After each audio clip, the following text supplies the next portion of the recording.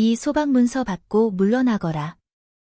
3년이 지나도록 대를 못 잇는 죄인이니 이제는 필요 없게 됐다. 조박문서가 얼굴로 날아왔습니다. 지우는 바닥에 납작 엎드려 떨리는 손으로 조박문서를 부여잡았습니다. 어머님, 서방님 얼굴 한 번만 뵙게 해주옵소서. 허나 시어머니는 차갑게 말했습니다. 당장 이 집에서 물러나라. 지윤의 눈물이 소방문서에 젖어 먹물 냄새만 코끝을 찔렀지요.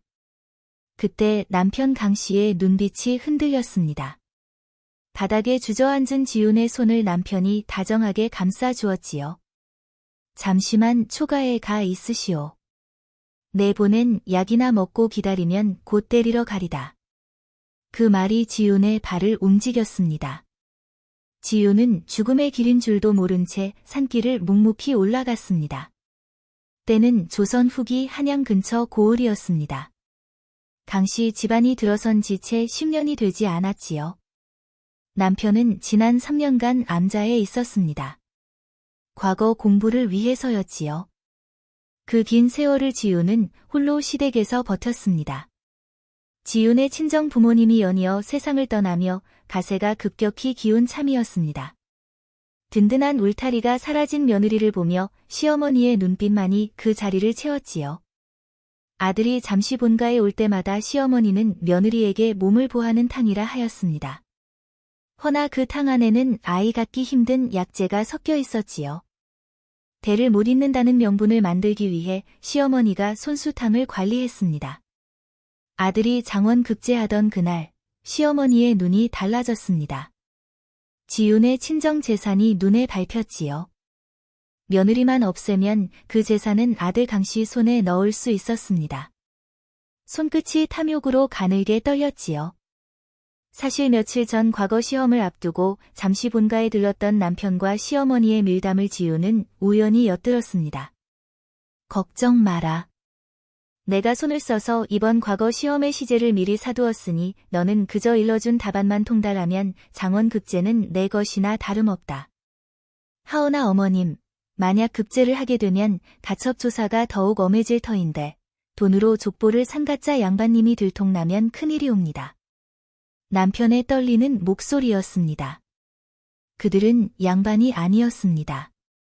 염려 안 해도 되느니라. 허나 그 아이 눈치가 빨라 걸리는구나. 남편 강씨가 어머니의 눈치를 살피며 덧붙였습니다.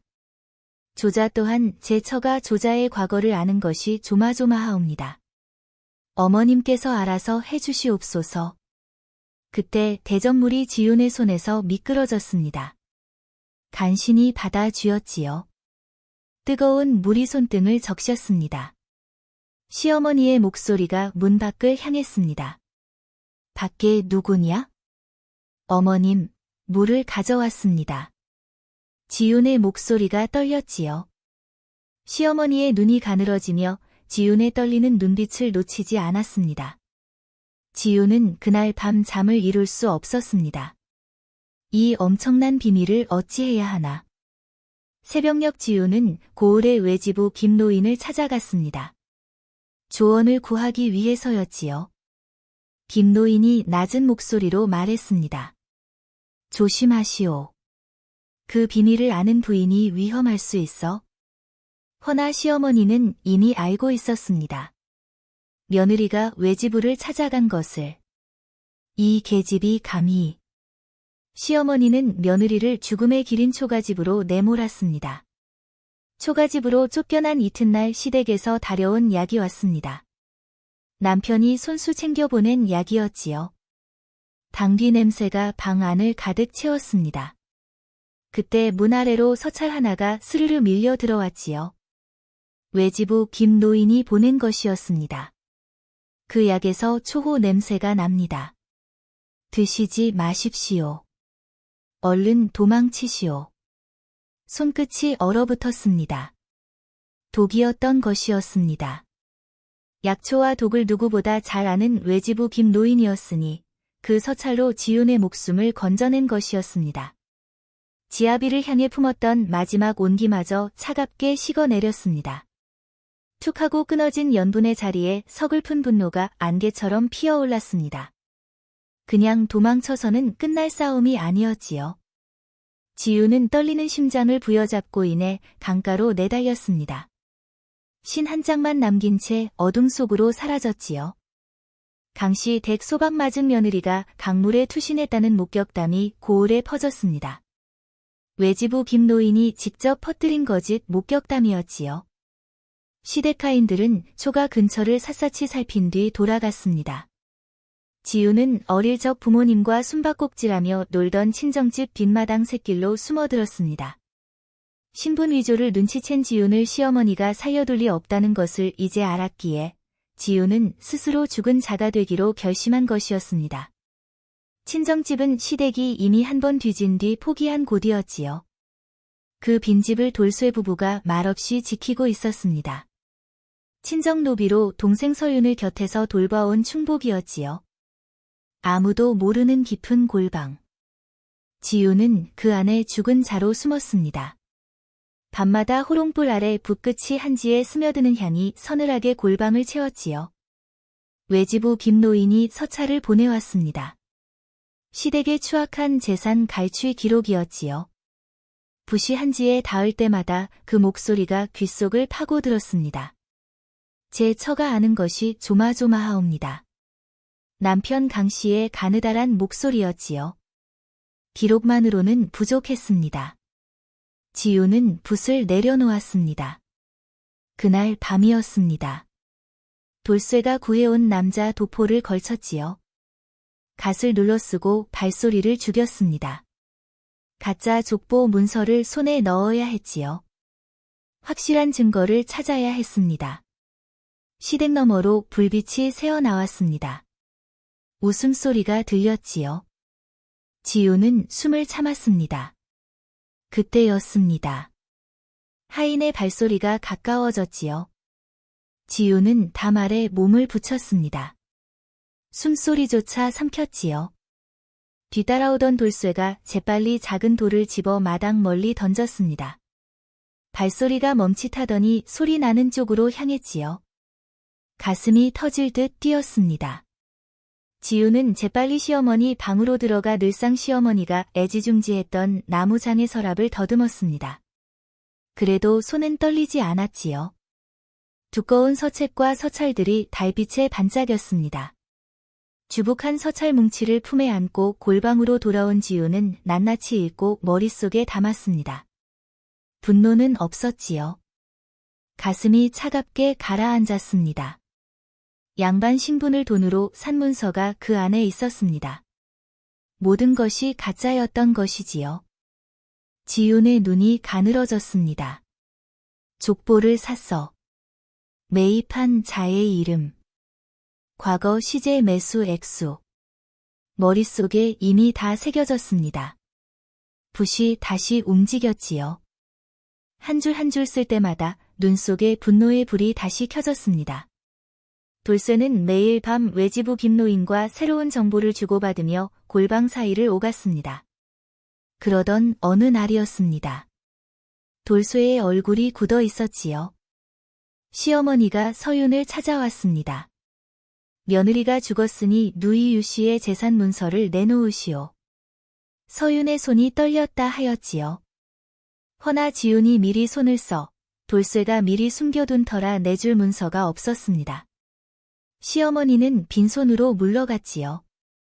허나 그냥 포기할 시어머니가 아니었습니다. 지훈의 두 눈이 차가워졌습니다. 내가 우리 서윤이를 힘들게 만들었구나. 미안하다. 너만은 꼭 지켜주마. 이제 더는 시간이 없었습니다. 지훈은 그것들을 하나하나 필사하며 저들의 목을 칠 법의 그물을 차곡차곡 엮어갔습니다. 동생 서윤에게 곁에서 글도 가르쳤지요. 서윤이 서책을 읽다가 멈췄습니다. 누이, 힘들지 않으시옵니까? 내가 옆에 있지 않느냐. 지훈은 말없이 한지를 다시 폈습니다. 어린 동생의 따뜻한 목소리만이 지훈의 유일한 빛이었습니다.